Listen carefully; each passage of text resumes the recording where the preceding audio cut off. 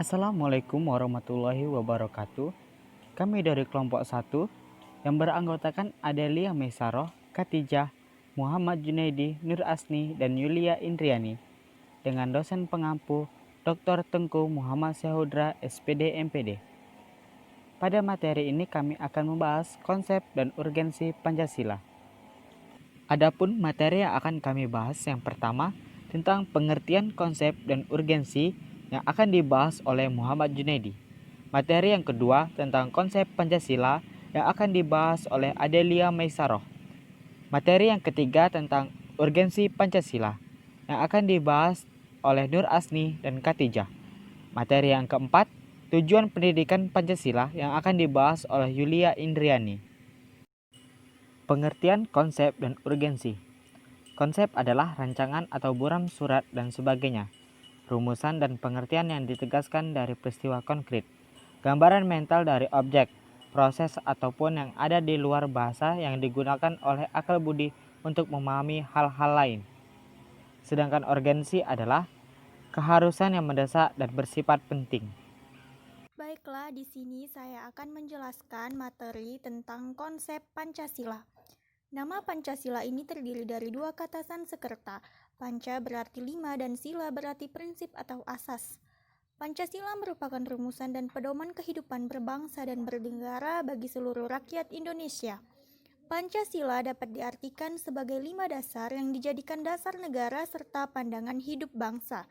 Suatu bangsa tidak akan dapat berdiri kokoh tanpa dasar yang kuat dan tidak dapat mengetahui dengan jelas kemana arah tujuan yang akan dicapai tanpa pandangan hidup. Dengan adanya dasar negara, suatu bangsa tidak akan terombang-ambing dalam menghadapi permasalahan baik yang dari dalam maupun luar. Pengertian Pancasila secara etimologis, historis, dan terminologis ini akan dibahas pada konsep Pancasila ini. Pancasila telah menjadi istilah resmi sebagai dasar filsafat negara. Sebagai dasar falsafat negara Republik Indonesia, baik ditinjau dari sudut bahasa maupun sudut sejarah. Berikut ini pengertian Pancasila secara etimologis, yaitu yang berasal dari bahasa India, dari kasta Brahmana.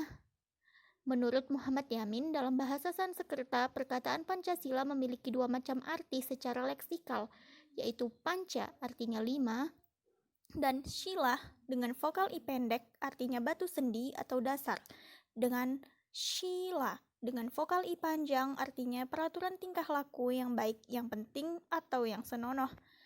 Sedangkan secara historis, pengertian Pancasila ada yang dirumuskan oleh Mr. Muhammad Yamin pada tanggal 29 Mei 1945 dalam pidatonya yang berisi 5 dasar negara, yaitu yang pertama peri kebangsaan, kedua peri kemanusiaan, 3 peri ketuhanan, 4 peri kerakyatan, 5 kesejahteraan rakyat.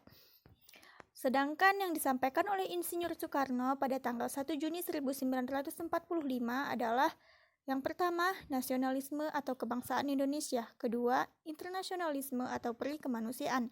Ketiga, mufakat atau demokrasi. Keempat, kesejahteraan sosial. Kelima, ketuhanan yang berkebudayaan.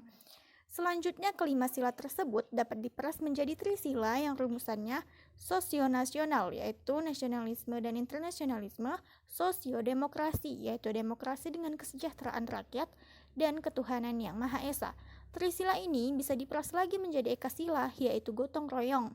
Sedangkan nilai-nilai Pancasila yang termuat dalam Piagam Jakarta yaitu yang pertama, ketuhanan dengan kewajiban menjalankan syariat Islam bagi pemeluk-pemeluknya, kemanusiaan yang adil dan beradab, persatuan Indonesia, kerakyatan yang dipimpin oleh hikmat kebijaksanaan dalam permusyawaratan dan perwakilan, keadilan sosial bagi seluruh rakyat Indonesia. Pengertian Pancasila secara terminologis. Menurut Panitia Persiapan Kemerdekaan Indonesia, yaitu yang pertama, ketuhanan yang Maha Esa, kedua, kemanusiaan yang adil dan beradab, ketiga, persatuan Indonesia, keempat, kerakyatan yang dipimpin oleh hikmat kebijaksanaan dalam permusyawaratan perwakilan, kelima, keadilan sosial bagi seluruh rakyat Indonesia. Dalam konstitusi RIS, ketuhanan yang Maha Esa, peri kemanusiaan, kebangsaan, kerakyatan, keadilan sosial. Rumusan Pancasila di kalangan masyarakat, ketuhanan yang Maha Esa, peri kemanusiaan, kebangsaan, kedaulatan rakyat, keadilan sosial. Jadi dapat disimpulkan, bahwa poin-poin Pancasila yang kita pakai sekarang ini adalah hasil rumusan oleh Panitia Persiapan Kemerdekaan Indonesia. Urgensi Pancasila. Munculnya permasalahan yang mendera Indonesia memperlihatkan telah tergoresnya nilai-nilai Pancasila dalam kehidupan bermasyarakat, berbangsa, dan bernegara. Oleh karena itu, perlu diungkap sebagai permasalahan di negeri tercinta ini yang menunjukkan pentingnya mata kuliah pendidikan Pancasila. 1. Permasalahan kesadaran perpajakan.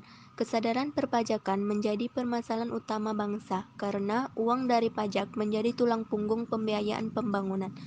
APBN 2016 sebesar 74,6% penerimaan negara berasal dari pajak. Kedua, masalah korupsi. Masalah korupsi sampai sekarang masih banyak terjadi baik di pusat maupun di daerah. Transparency International atau TI merilis situasi korupsi di 188 negara untuk tahun 2015.